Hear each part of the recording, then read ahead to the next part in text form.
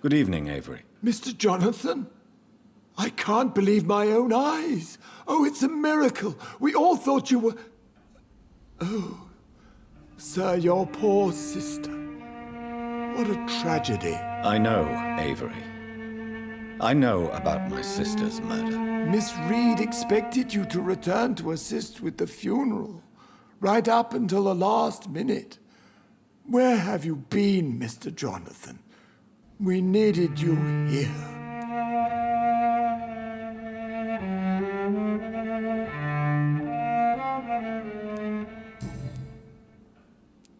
How is my mother? Not well, I'm afraid, sir. Miss Reed is very fragile since the police brought her back home. The police? What happened? Miss Reed was found walking in the streets. She kept saying she had spoken with her son and daughter. She's resting now. Has she received appropriate medical care? I'm taking care of Miss Reed myself. Hospitals are so overwhelmed by the epidemic that they can only accept patients infected by influenza. Perhaps we could arrange a short trip. Somewhere sunny, like France. She has always been very fond of France. I think leaving London could do her good. I'm afraid Miss Reed is too frail for the moment. Recently, she started going out at night without remembering it. I have to watch her carefully. What is the situation in this part of town? For a time, the West End seemed spared by the epidemic. But the situation is getting much worse. Have you no relatives anywhere? I'll understand if you want to take a few days to see family. Your father managed to guarantee my earnings as long as I take care of this house, sir. My sisters are dead, and I've never met my nephews. I'll stay, sir. I'm sorry I could not be here for Mary's funeral. Your mother was strong, sir, but your support would have been appreciated. Apart from the priest and I, no one else attended your sister's funeral. To be present at the funeral with you both was my dearest wish, Avery. But I'm sorry, I simply could not attend. I would not dare to question your absence, Mr. Jonathan. All I can say is that we missed you a great deal during these difficult days.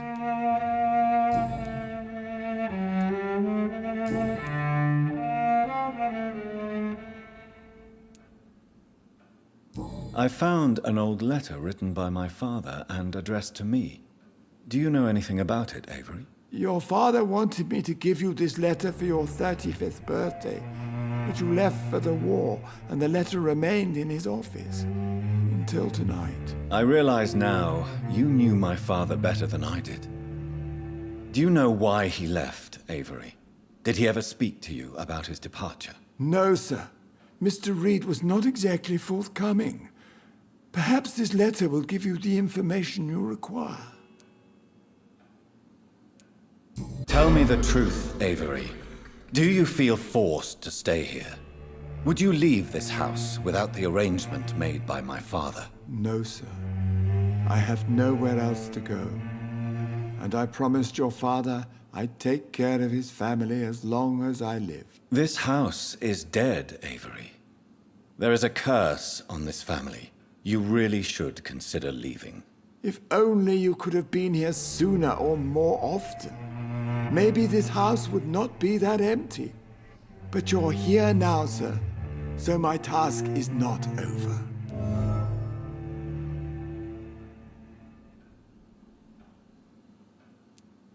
You have served this family extremely well, Avery. Your support during these terrible times is much appreciated. Then I will stay. All I ask is that you take care of my own funeral if I die before the end of the epidemic. No mass grave, please, sir. Do you really think I don't take enough care of my mother, Avery? Yes, I do, Mr. Jonathan. You clearly have something more to say. Speak your mind, Avery. I know you work hard to help the sick, but what will you do once the epidemic is over?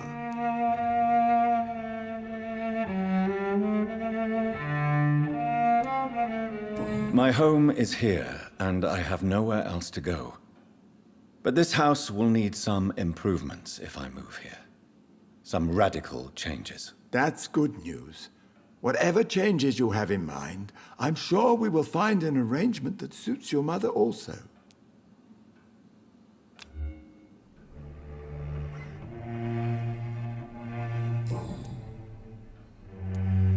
What can you tell me about Aloysius Dawson? Not much, sir. Mr. Dawson's house used to be a good house, with many servants. I heard he fired them all recently. Goodbye, Avery. Please watch over my mother until I return. Of course, Mr. Jonathan. But please return as soon as possible.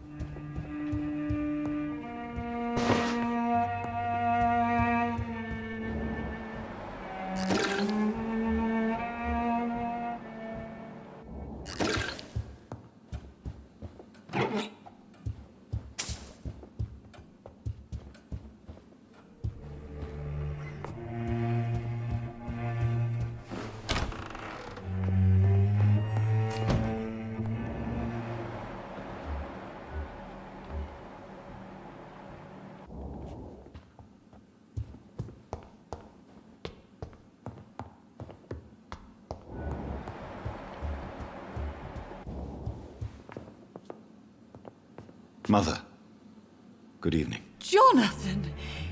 Is it you? Where have you been, my prodigal son? I'm right here, Mother. I'm finally home. Yes, for this son of mine was dead and is alive again. He was lost and now found. But where is your sister? Where is Mary? Mary? She is gone, Mother. I know she's gone. The question is, when will she return as you have? I miss my grandson so much. It's been days since their last visit.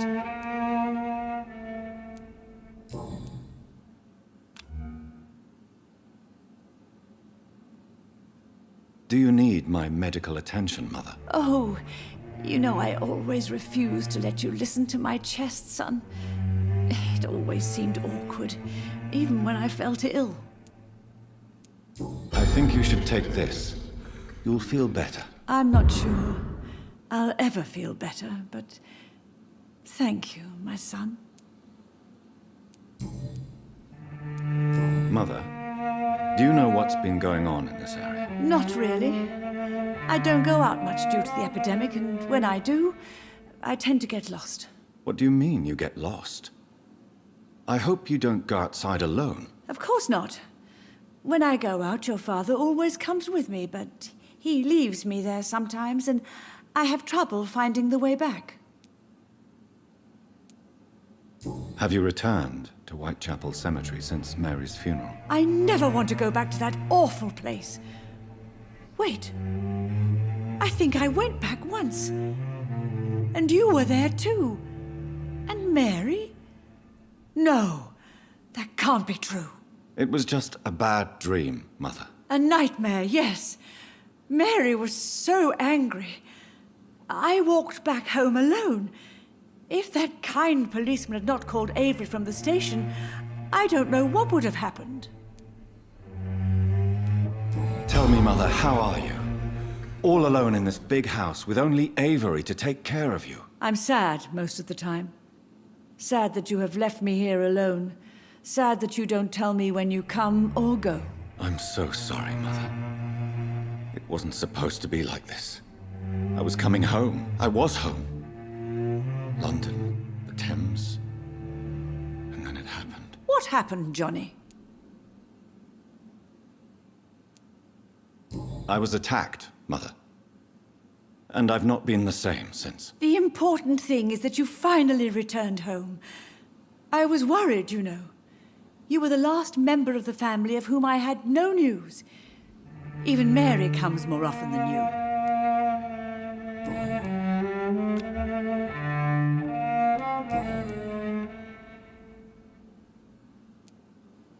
Do you need anything, Mother? Can I help you? I just want you to stay with me, Jonathan. Your room is ready.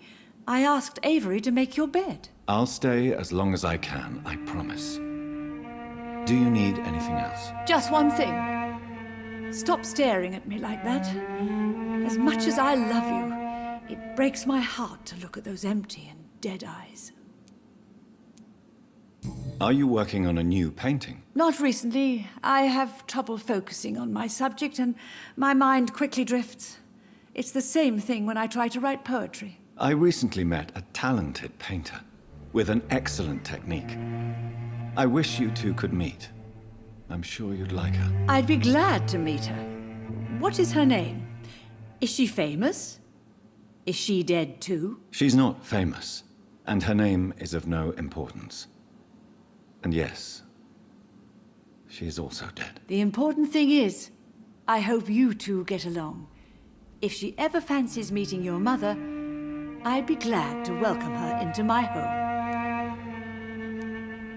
Do you think Avery is right? Do you think I should take better care of you? I don't blame you, but you abandoned me, son.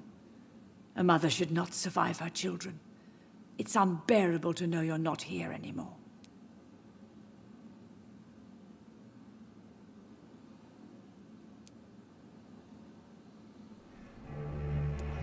I know I have failed you since I returned. I even watched you bury Mary from a distance. From now on, I will protect you. You have my word. You don't have to apologize to me, Johnny. Do you think I did not notice how much you have changed? Have I changed that much, Mother? Am I still your son? You are still, and you'll always be. Despite your pale skin, your bloody eyes, and that echoing sadness in your voice.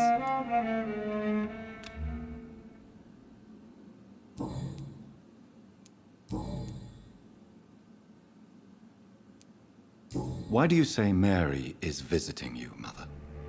You know that's impossible. Why should it be? Are you not standing in front of me right now? Why should it be any different with your sister? But Mary really is dead, Mother. Yes. And are you not dead too? Isn't your father dead? And my grandson, and my son-in-law? You're all gone. But you all still visit me from time to time.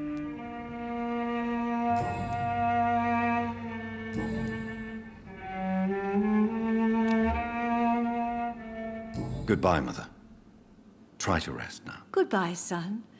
Please come back soon.